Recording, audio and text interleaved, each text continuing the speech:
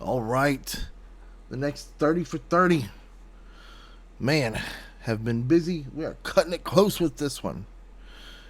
Uh, so, some of the news that has been coming out. Of course, war with, well, of course, China. They say war is the last resort, but with China, it's starting to look like the only option on the table. The only option. Recently, the U.S. Defense Secretary Pete Hegseth made it clear we're not just preparing for peace anymore. We're preparing to fight and win against China. And like clockwork, the Chinese Communist Party panicked. As they should. Okay? As they definitely should. They called it provocative. They called it dangerous. But let's call it what it really is. It's a long overdue reality check. China, you've spent years bullying your neighbors, years threatening Taiwan, undermining trade deals and backing out of your own agreements when it no longer suits your interest. You've pushed every boundary you can find, militarily, economically, politically. You isolate yourself and then cry victim when the world calls you out. Let's be honest. China isn't surrounded by enemies because of some global conspiracy. China is surrounded by enemies because no one likes dealing with a liar.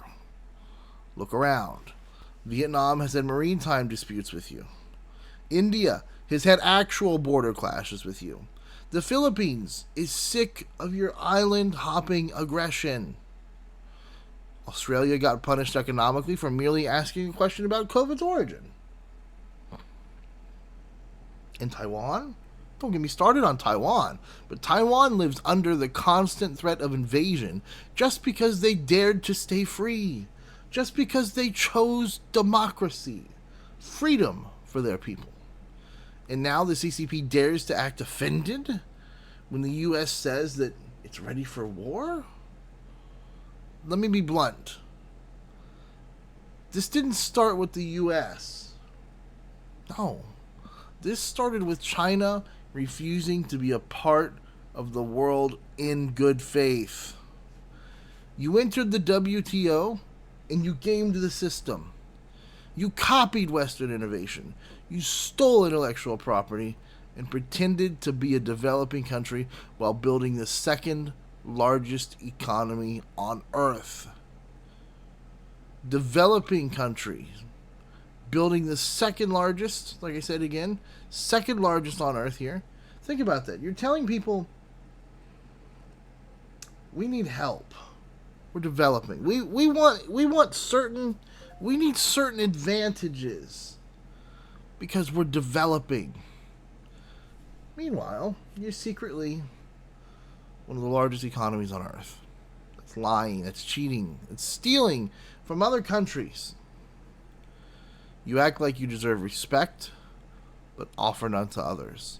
The truth is, China has become the single most destabilizing force in the modern world today.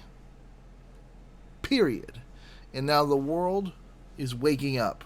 The world is drawing a line, a red line, not because we want war, but because we want peace. The world is tired of this, and peace without accountability is just submission. Let me tell you what the CCP fears most. It's not missiles, it's not military drills, not Pentagon press conferences. They fear the truth. They fear a world that sees them clearly. They fear nations uniting and calling them out. They fear the day when every stolen secret, every broken deal, every lie told in a UN meeting finally catches up to them. And make no mistake, that day is coming. But here's the problem. If China doesn't change course, if the bullying doesn't stop, if the threats to Taiwan continue, if the lies and manipulation don't end, then it won't just be war on the table. It'll be war in our skies. It'll be war in our seas. And it'll be war in our streets. And that war won't be one the world walks away from clean. This isn't about, saber rattling here. This is about survival, of freedom, of sovereignty, of truth. So, to the CCP, if you're listening, here's your final warning. Change your course, or we, the world, will be forced to stop you. Not because we want to, but because history demands it. And if it comes to war, no one wins. Not China, not the US, not the world. But the blood will be on your hands because we tried warnings. We tried peace, and you spat in our face. Enough is enough. Like, comment, subscribe, and have a good day.